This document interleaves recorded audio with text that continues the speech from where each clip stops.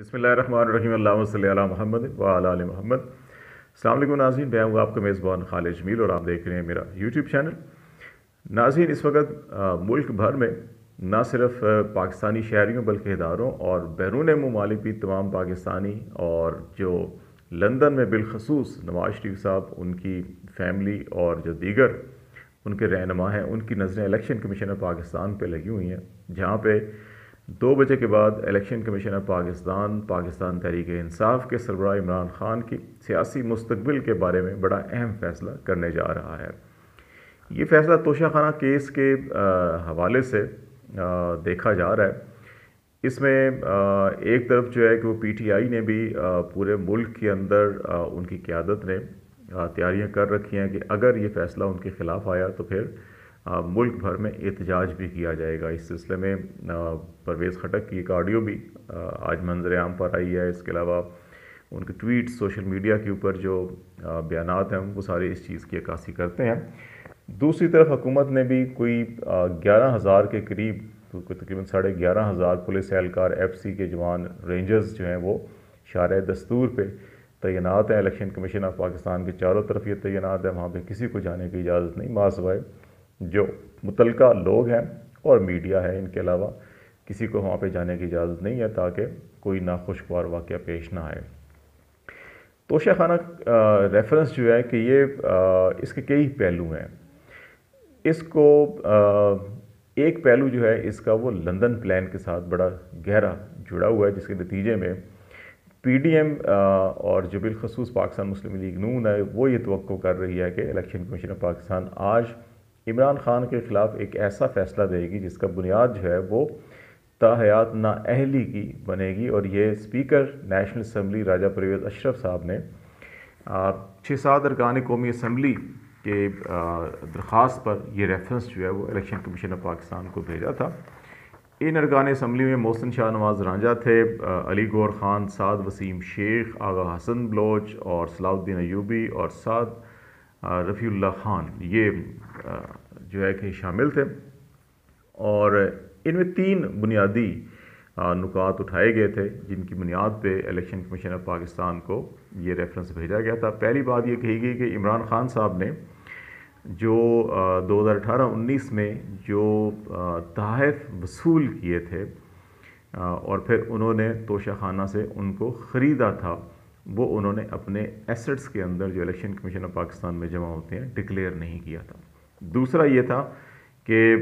उन्होंने ये जो तहफ़ तोशाखाना से लिए वो कीमत भी अदा नहीं की, ये दूसरा था। और तीसरा मामला ये था कि क्योंकि उन्होंने ये बददियानती का मुजाहरा किया तो वो सादिक और अमीन नहीं रहे, आर्टिकल 62(1) के तहत इनके ख़िलाफ़ कार्रवाई की जाए। स्पीकर नेशनल असम्बली ने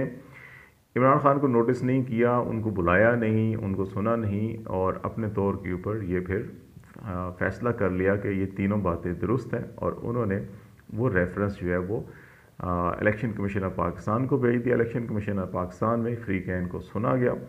वहाँ पे PTI ने ये जो गिफ्ट लिए गए थे, जो ख़रीदे गए थे, उनके जो चालान फॉर्म से जो पैसे जमा किए थे और जो कैबिनेट की डिसीजन था, पॉलिसी रूल्स थे, वो सारे पेश कर दिए। फिर इनकम टैक्स के गोशवारे जो इमरान खान के थे 2018-19, 19-20, 20-21 और 21-22 के,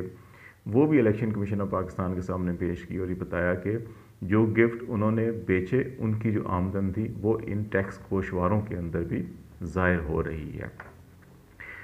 अब 62(1) की कार्रवाई जो है कि कब होती है, कब इतलाक होता है,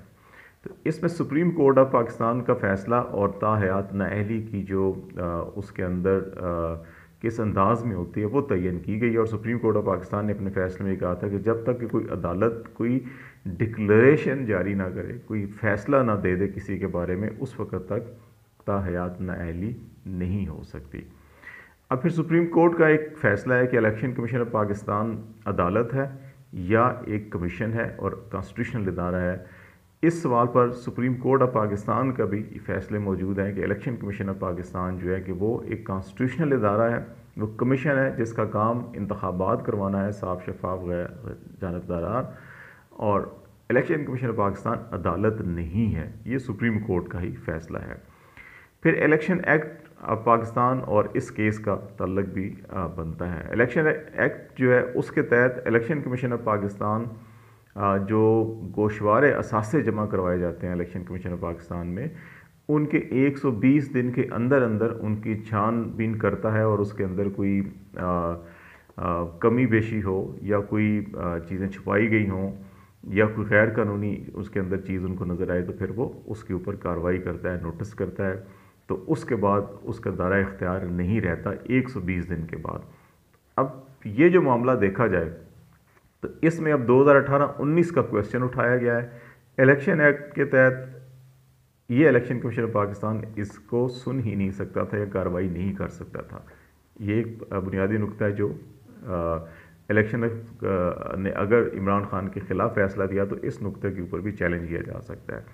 دوسرا معاملہ کہ سپریم کورٹ آف پاکستان کی یہ رولنگ فیصلہ ہے کہ جی کہ الیکشن کمیشن آف پاکستان ادارہ ہے، کانسٹیٹیوشنل کمیشن ہے، یہ عدالت نہیں ہے، تو اس لیے جو پی ڈی ایم کی طرف سے یہ جو خواہش تھی کہ ان کو تاحیات نائل قرار دیا جائے، صادق اور امین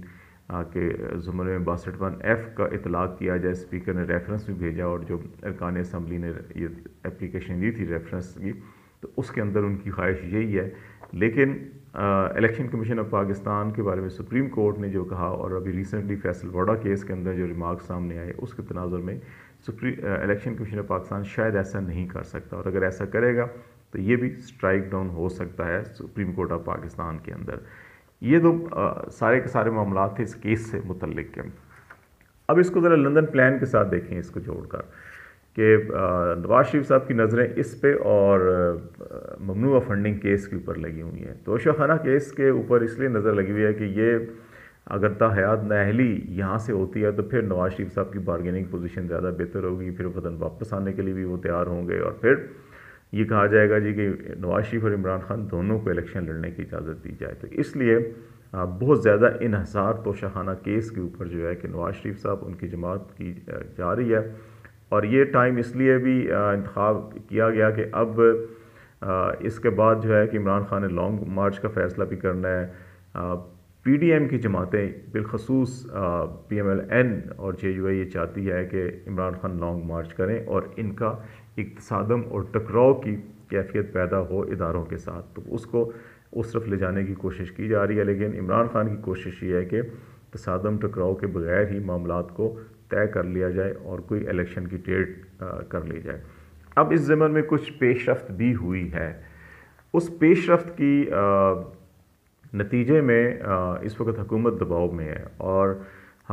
پارلیمنٹ کے اندر جس قسم کے بیانات سامنے آئے، نہ صرف بیانات آئے بلکہ اس قسم کی اطلاعات بھی ہیں کہ ایک وفاقی وزیر ریاض حسین پیرزادہ صاحب جو ہیں کہ وہ اپنا استعفیٰ بھی لکھ کر دے چکے ہیں پرائم منسٹر شہباز شریف صاحب کو۔ اب یہاں تک نوبت آ چکی ہے، ایم کیو ایم کی رابطہ کمیٹی کا اجلاس ہوا، انہوں نے بھی کچھ فیصلے کیے اور کہا جی ہم سٹیپ بائی سٹیپ آگے بڑھیں گے اور ہماری مطالبات اور جو کراچی حیدرآباد شہری علاقے جو ہیں سندھ کے ان کے مسائل حل ہوں گے تو بات چلے گی، نہیں ہوں گے تو پھر ہمیں حکومت سے علیحدہ ہونا پڑے گا۔ تو یہ جو ساری کی ساری چیزیں ہیں، اس میں ایک طرف لندن پلان ہے، میاں صاحب کی خواہش ہے،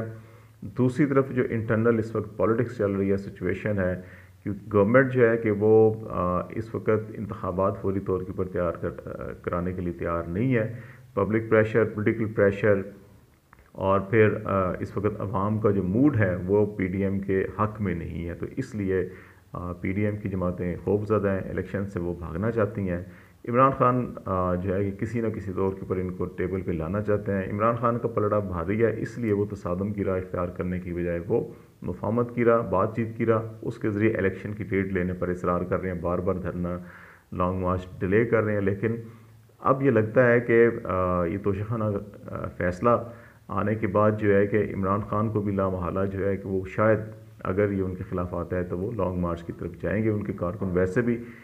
تیار ہیں احتجاج کے لیے، تو لیٹس سی 2 بجے کے بعد کیا ہوتا ہے، الیکشن کمیشن کیا کرتا ہے، اور اس کے بعد پی ڈی ایم کی جماعتیں بھی آج سپہر کو اسلام آباد میں بھی اجلاس کر رہی ہیں ساری صورتحال کے ساتھ۔ ان کو بھی توقع ہے کہ وہ ان کے حق میں فیصلہ آئے گا اور اس کا لائے عمل بنائیں گے، اور اگر ان کے امیدوں کے برعکس ہوا تو یقینی طور کے اوپر وہ عمران خان کو ایک لاڈلا قرار دیں گے، اور پھر اس کے بعد اپنی وہی بیانیہ کے الیکشن وقت پر ہوں گے۔ پی ڈی ایم جو ہے کہ وہ آئین کے تحت جو الیکشن کروائے گی اور وہ اگلے سال اگست ستمبر اکتوبر میں ہی ہوں گے. لیٹس سی 2 بجے کیا ہوتا ہے اور اس کے بعد کیا چیزیں آتی ہیں. خالد جمیل کو اجازت دیجیے. اللہ حافظ.